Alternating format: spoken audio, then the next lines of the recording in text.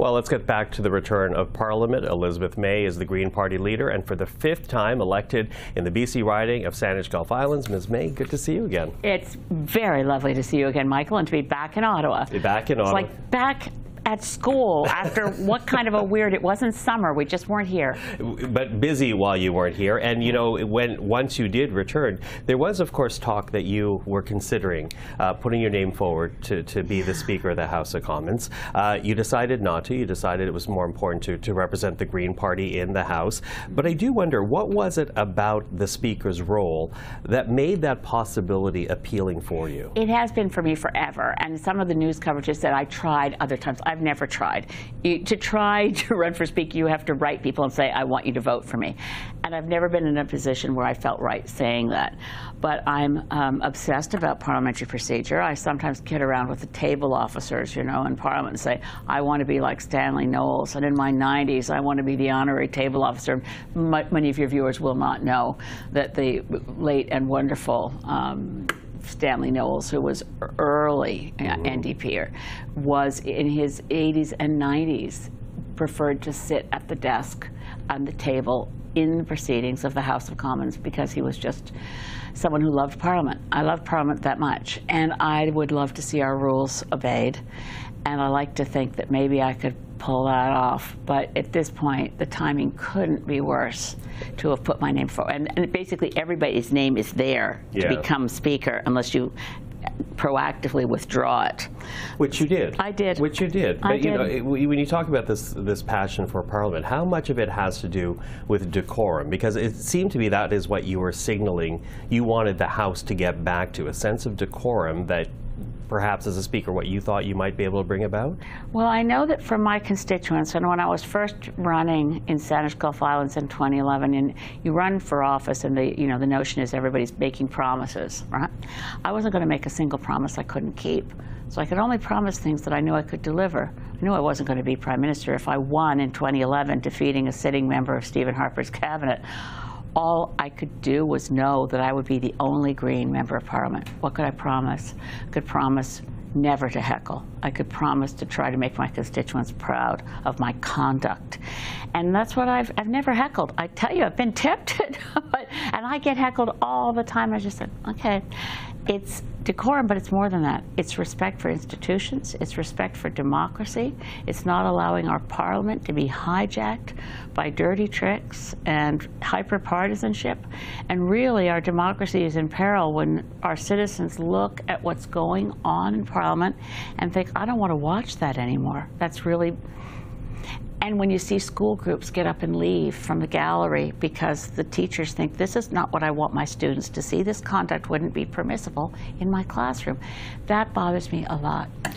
It bothers you, but how does it get in the way of democracy and the work that's meant to be done by this House? Because, you know, I do, to your point, I've heard from many Canadians throughout my career saying, you know, how can you watch that? How can you listen to that? What is actually getting done? Well, I'll give you one example of where our rules, actually, the rules of Parliament, you'll be astonished to hear, include no one's allowed to read a written speech. Not allowed to stand there and read. Now, we all know that every single day that the backroom people in every party grab an MP who's unsuspecting and say, here's the speech, go in, you're reading it now.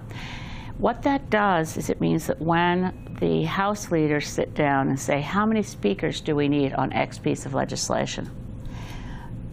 Whatever party is in opposition can say, well, I don't know, maybe everybody. If you had to get up and give a speech without reading it, how many people could they count on to know the subject well enough to give a speech without notes? Not that many. The Parliament of Westminster in London has the same rules as the Parliament in Ottawa. In the Parliament of Westminster, if people watch those debate proceedings, they'll know pretty quickly that nobody's standing there reading a speech written by somebody else that looks like bad high school drama while people stand up and read a speech. We could get bills through the House more efficiently if no one was allowed to read a written speech, which is actually the rule. So there's things, many of them like that, that are persnickety and down in the weeds. But I'm a nerd, and one of these days, you know, I'm only 70. Maybe next time I'll run for Speaker. That is true. You know, but there is a Speaker now in the chair. Will you be appealing to him to actually enforce those rules? Constantly, and I've started already. constantly. And it's hard because once something becomes a habit and a bad habit, it's hard for, particularly in this system where the large parties have so much sway, it's really hard to get a speaker to, for instance, say, I'm not going to follow the list of speakers in the order that the whip has given them to me. I am, because that's the rules, only the speaker has the right to decide who speaks next. And yet every speaker we've had since the 1980s has abided by this non-rule. One time only, Michael, Jean Sauvé was Speaker of the House and said, I'm having trouble seeing across the room. Could the whip do me a favor and give me a list of who the X-party whip wants to recognize and in what order, just to make it easier? That's the basis on which every speaker since has taken a list from the whip and goes through them in order. What that does is it communicates to a backbencher, if I want to get on the news tonight in my own riding, the person I want to please is my whip, not the speaker.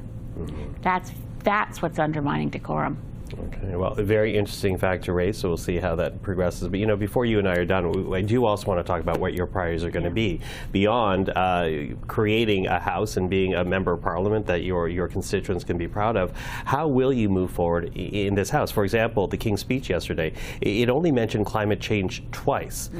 And here you are, this one member, up against essentially a Conservative and a Liberal party that the commands the majority of the House's seats together in the House of Commons. How do you make a dent in that? Well, we don't know if there isn't a moment where I'll actually have the deciding vote. Things are that precarious. Obviously, there's 7 New Democrat Party members, and we don't always agree on everything, and they are, like me at this point, not considered a recognized party. But that's another place where I go to the rules. Under the rules, people who are members of Parliament in parties with fewer than 12 are still official parties and still have the right to sit on committees and still have the right for time and question period. The only thing that the recognized party rule, which is a law passed in '63, does is give those parties money, but there's nothing in there about rights. So I'll push on that. I'll push on every single time that we see, which we have not seen a single thing yet on paper, of what is the Liberal Party, what is Prime Minister Carney's plan on climate. We've seen nothing yet. We have to push hard on that. We have to make sure that we meet our Paris commitments. That's non-negotiable because the future of human civilization hangs in the balance. We don't have much time, and time is running out. So I'll push on that as hard as I can. And I know there are MPs in every single party who agree with me, whether their leaders agree with them or not. Are you worried about Prime Minister Carney, though? Because he has emphasized economic growth, not a climate policy, as arguably the last Prime Minister did. Yeah, Prime Minister Carney is at this point an enigma. Mark Carney, author, was pretty damn clear on what a carbon budget looks like, and we're running out of time. Candidate Carney was murky. Prime Minister Carney is an enigma, and the throne speech doesn't shed much light on things. So I approach people giving them the benefit of the doubt. I want to see what we're going to do. But I met Tim Hodson for the first time the other day, our new Minister of Natural Resources, and he said, we want to get clean energy out. I said, that's right. And there are no clean fossil fuels. We haven't had a conversation. That's where it stopped. We'll keep working on it. Okay. Well, Elizabeth May, for our conversation this evening, I appreciate it. I look forward to speaking to you throughout this Parliament. Thank you for that. Thank you, Michael. Well, that is Primetime Politics for this Tuesday. I'm Michael Serapio. For everyone here at CPAC, thank you for watching. Primetime Politics is back tomorrow evening. Until then, take care.